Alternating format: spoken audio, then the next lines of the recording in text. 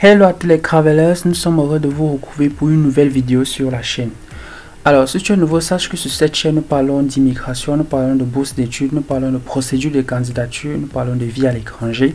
Et si toi, ce sont en fait des thèmes qui t'intéressent, tu sais ce qu'il y a à faire, tu likes, tu commentes, tu partages, mais le plus important, tu t'abonnes pour ne rater aucune de nos prochaines vidéos. Alors, dans cette nouvelle vidéo, dans cette nouvelle capsule, nous allons vous présenter simplement les bourses d'excellence ou alors la bourse d'excellence du gouvernement japonais. Pour ceux qui ne sont pas au courant, le Japon est aujourd'hui l'un des pays qui s'est positionné comme étant un véritable hub de recherche, un véritable hub dans la formation professionnelle, un véritable hub technologique. Et de sur quoi le Japon, c'est dans le classement mondial, c'est le 3e pays le plus développé au monde. Donc, ce qui fait que non seulement le coût de vie est assez élevé, le niveau de qualification est excellent et bien sûr, les opportunités ne manquent pas. Alors, chaque année, le gouvernement japonais, au travers de ses représentations diplomatiques à travers le monde, offre en fait d'énormes possibilités pour des personnes qui souhaitent ou du moins qui veulent se former dans des écoles et les instituts de recherche au Japon. L'objectif, qu'on pouvait le remarquer ici, c'est tout simplement en fait de former une élite intellectuelle qui va au terme des études contribuer non seulement au développement de leur pays d'origine, mais également permettre un renforcement en fait des relations diplomatiques entre le Japon et les ressortissants de ces différents pays. Alors, la bourse couvre tous les cycles disciplinaires. Ça va de la licence aux formations professionnelles en passant par le master et le doctorat. Alors, en ce qui concerne en fait les champs disciplinaires, en sciences sociales, vous avez la possibilité de vous former en droit, en politique, en sociologie, en psychologie, en économie, en administration des affaires. Tous les champs des sciences sociales sont éligibles au programme. Même si votre champ d'application n'est pas mentionné ici, vous avez toujours la possibilité, au cas où vous étudiez en sciences sociales, de candidater à la bourse MEX du gouvernement japonais. Donc, nous avons aussi des sciences naturelles et bien sûr les formations professionnelles qui sont éligibles d'appliquer au process de candidature. C'est plus précisément les mathématiques, la physique, la chimie, l'électronique, l'électrotechnique, la mécanique, l'ingénierie, de manière globale, toutes les sciences de l'ingénieur. Vous avez aussi des sciences un peu diversifiées telles que le génie de l'environnement, la chimie appliquée, génie industriel, génie civil, architecture. Vous avez tout ce qui est lié à la médecine, soins infirmiers, pharmacie, études d'hygiène, bref. Et tout ce qui est lié par exemple aux formations professionnelles telles que l'hôtellerie, bref, tous les champs disciplinaires sont applicables au programme. Dès la mesure où vous avez fait des études dans un domaine bien particulier et que vous avez obtenu en fait des diplômes, vous avez la possibilité de candidater aux bourses du gouvernement japonais. Alors, dans la mesure où vous obtenez la bourse, dans la mesure où vous êtes sélectionné, vous allez bénéficier d'un certain nombre de privilèges. Premièrement, vous avez le billet d'avion qui vous est offert. Vous avez également une allocation mensuelle. L'allocation mensuelle est bien sûr variable en fonction du cycle et du domaine d'études. Il est tout à fait logique qu'un étudiant qui est inscrit en licence n'aura pas le même montant qu'un étudiant qui est inscrit en master ou un étudiant qui est inscrit en doctorat ou alors un étudiant qui fait une formation professionnelle. Donc l'allocation mensuelle change en fonction de votre cycle, en fonction de votre diplôme. L'allocation est également variable par région. Il faut savoir qu'au Japon, il y a énormément de régions qui octroient, en plus de l'allocation gouvernementale, ils accordent en fait aux résidents une indemnité forfaitaire pour soit le logement, soit pour le transport. Donc, en fonction aussi de la région où vous allez vivre au Japon, vous pourrez avoir un montant un peu plus supérieur en fonction de votre lieu de résidence. Donc, hormis cela, vous avez aussi des frais de scolarité qui sont entièrement payés, donc vous ne versez pas de frais dans vos écoles, dans les universités où vous serez placé. Donc vous avez aussi un an de cours de langue japonaise, donc vous devrez être dans la possibilité, dans la capacité de maîtriser la langue japonaise minimum pendant un an. Donc, la formation de langue est offerte également par le programme. Vous avez une assurance maladie. Avec l'assurance maladie, vous aurez la possibilité, voilà, de vous soigner auprès des centres hospitaliers ou des hôpitaux de votre lieu de résidence. Comment savoir que vous pouvez candidater? Parce que c'est une question qui se pose. Maintenant, vous avez vu, c'est une bourse voilà, qui est assez complète. Maintenant, est-ce que je peux postuler ou est-ce que je ne peux pas postuler? Alors, quelles sont en fait les conditions d'éligibilité? Vous devez au préalable ne pas déjà être japonais, n'avoir pas la nationalité japonaise. Voilà, c'est la première condition qu'ils ont fixée. Donc, si vous avez la nationalité japonaise ou à défaut, si vous avez une double nationalité dont l'une est japonaise, vous n'avez pas la possibilité de candidater, voilà, au programme. Mais à défaut, vous pouvez candidater au programme si vous renoncez à votre nationalité japonaise en début de période de candidature. Dès la mesure où il y a dans votre pays une représentation diplomatique du Japon ou soit une ambassade, soit un consulat, vous avez la possibilité de candidater à la bourse japonaise. Alors, le critère de l'âge, il faut savoir que par rapport à l'âge, en ce qui concerne le premier cycle, vous devez en principe être né le 2 avril 1995. Donc le 2 avril 1995, ça suppose que vous devrez être âgé de moins de, je suppose, en globalité de moins de 25 ans pour le premier cycle. Par rapport au deuxième cycle, autant pour moi, le master et le doctorat, vous devez être âgé de moins de 35 ans. Alors pour ceux qui vont postuler à des formations de type professionnel, vous devrez au préalable, comme c'est mentionné là aussi, être âgé de moins de 35 ans. Donc à défaut, vous devez être âgé soit de moins de 25 ans, soit moins de 35 ans. Donc c'est le critère en ce qui concerne l'âge. Alors, autre critère, vous devrez au préalable avoir validé voilà, un diplôme qui vous permet en fait d'entrer au cycle supérieur. Vous devez au préalable, voilà, avoir validé votre baccalauréat à l'année de sélection. Pour les étudiants qui s'inscrivent en master et en doctorat, pour le master, vous devrez automatiquement avoir déjà obtenu soit la licence, soit un bachelor degree ou alors tout autre diplôme jugé équivalent. Et pour le doctorat, vous devrez au préalable, voilà, avoir déjà obtenu votre master. Alors, comme autre exigence du programme, je reviens là. Hop.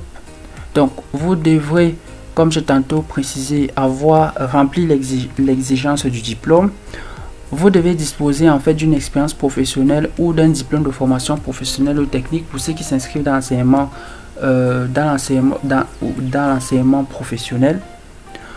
Vous devrez également, voilà, être en parfaite santé mentale et physique, qui sera bien sûr justifié par le certificat médical que vous allez joindre au dossier. Et autre exigence du programme, vous devez bien sûr déposer un dossier complet dans les délais, parce que au cas où il manque un élément additionnel dans la liste que j'ai tantôt précisé, votre dossier automatiquement ne sera pas reçu. Alors, nous allons voir la procédure de candidature. Je tiens à attirer votre attention sur cette partie qui est très importante et j'aimerais bien que vous compreniez un certain nombre de choses. La procédure de candidature change en fonction du pays du candidat. Elle n'est pas la même, ce n'est pas une procédure uniforme dans tous les pays. Cela dépend bien sûr de la représentation diplomatique du Japon ou du consulat japonais dans votre pays d'origine. En d'autres mots, la procédure de candidature en France n'est pas la même qu'au Canada. De même que la procédure de candidature au Canada n'est pas la même qu'en Côte d'Ivoire ou au Sénégal. Déjà, les dates limites changent, les pièces demandées changent. Voilà, donc essayez, voilà, de retenir en fait cet aspect que la procédure de candidature n'est pas uniforme et elle est variable, mais dans le fond elle garde en fait je peux dire la même organisation. Premièrement, vous allez bien sûr contacter le consulat ou la représentation diplomatique du Japon dans votre pays d'origine pour avoir le maximum d'informations sur la bourse. Vous pouvez commencer à les contacter généralement à partir du mois de février ou de mi-février, voilà, pour pouvoir avoir des informations par rapport aux dates de dépôt des dossiers, par rapport aux pièces qu'il faudra fournir, et ils vous donneront le maximum d'informations requises. Et à partir de là, vous allez juste télécharger le formulaire de candidature que je vais vous montrer tout à l'heure. Vous téléchargez ce formulaire, vous le remplissez, et ensuite vous allez joindre à ce formulaire les pièces justificatives, voilà, que le consulat ou l'ambassade du Japon vous aura donné en information. Donc essayez vivement de vous rapprocher du consulat ou de l'ambassade du Japon dans votre pays d'origine pour avoir le maximum d'informations. Mais je tiens généralement à vous préciser que actuellement c'est la période de candidature dans grand nombre de pays, notamment en Afrique, en Europe et en Amérique. Alors, j'espère avoir été clair sur cette partie. Et si tu as des réserves ou si tu as des difficultés par rapport à cette procédure, si tu constates que c'est assez complexe pour toi ou du moins tu souhaites être accompagné de A à Z pour te permettre, voilà, de réussir à la candidature dans de bonnes conditions, nous offrons un coaching et un accompagnement spécialisé pour toute personne intéressée. Et tu sais ce qu'il y a à faire, tu vas juste en descriptif de la vidéo, tu auras nos informations de contact, tu auras simplement à nous contacter. Et en fonction, voilà, de la formule de coaching que tu vas souscrire, nous t'accompagnerons de A à Z pour te donner en fait toutes les clés en main qui te permettront de réussir au programme. Concernant les pièces justificatives, comme j'ai tantôt précisé, voilà, le statut des pièces justificatives change également en fonction voilà, des représentations diplomatiques du Japon dans les différents pays. Il y a des documents par exemple qu'on va vous demander dans certaines ambassades et qui ne vous seront pas demandés dans d'autres. Donc c'est pour ça que j'invite beaucoup les candidats à se rapprocher de l'ambassade, du consulat ou alors de la représentation diplomatique du Japon dans votre pays pour avoir le maximum d'informations. Mais en globalité, c'est, on peut dire, les pièces qui sont généralement toujours demandées, c'est le formulaire que je vais vous montrer tout à l'heure, la demande de préférence de placement uniquement pour les candidats souhaitant un placement direct. Donc il y a des candidats qui ont déjà par exemple postulé à des universités japonaises en ligne. Alors il y a par exemple un fichier qui leur permet, voilà, de dire à la commission que bon voilà, j'ai déjà postulé à une université et j'aimerais qu'on me place dans cette université. Donc il y a donc un formulaire à cet effet qui est en fait la demande de placement direct. Vous avez les relevés de notes, tous vos relevés de notes, tous vos résultats académiques, vous devez les joindre. Certificat d'obtention du diplôme, bref, tous vos diplômes que vous avez obtenus, vous devez également les joindre. Bien sûr, je précise, ce sont des photocopies certifiées et approuvées, des lettres de recommandation, le certificat médical que j'ai précisé un peu plus haut, qui va justifier que vous avez effectivement, vous êtes en bonne santé physique et mentale pour pouvoir suivre vos études au Japon. Vous avez le certificat d'inscription uniquement pour les étudiants actuellement inscrits dans une université. Donc au cas où vous n'avez pas encore terminé votre diplôme ou du moins vous êtes en cours d'achèvement de votre diplôme, vous avez la possibilité de joindre, voilà, ce document qui prouve au comité de sélection que voilà, je suis effectivement en études et que je souhaite postuler à la bourse sous réserve de l'obtention de mon diplôme. Vous allez simplement le joindre. Alors, un certificat d'examen de qualification d'université uniquement pour ceux qui ont réussi les examens de qualification. Donc, ça concerne effectivement des personnes qui ont déjà candidaté auprès des universités japonaises et qui, bien sûr, ont déjà eu l'autorisation d'inscription. Ils ont également la possibilité de candidater à la bourse MEX du gouvernement. Certificat de compétences linguistiques. Alors, il faut préciser que les documents généralement sont... Vous devez rédiger un document soit en japonais, soit en anglais. Alors, si vous allez faire la totalité de vos études en anglais, vous devez joindre, voilà, un certificat de langue qui prouve que vous maîtrisez parfaitement la langue anglaise. C'est généralement soit un TOEFL, soit un TOEIC, bref, tout autre diplôme de langue équivalent qui va justifier au comité de sélection qu'effectivement le candidat possède des compétences linguistiques nécessaires pour pouvoir suivre un programme de formation entièrement en anglais. Mais si vous allez suivre vos formations en japonais, vous n'êtes pas tenu en fait de joindre, voilà, le document en question, vu que au cas où vous réussissez la bourse, vous aurez un an pour vous former entièrement en langue japonaise. Alors, autre pièce à ajouter au dossier, vous avez la liste détaillée des publications et articles pour le niveau doctorat.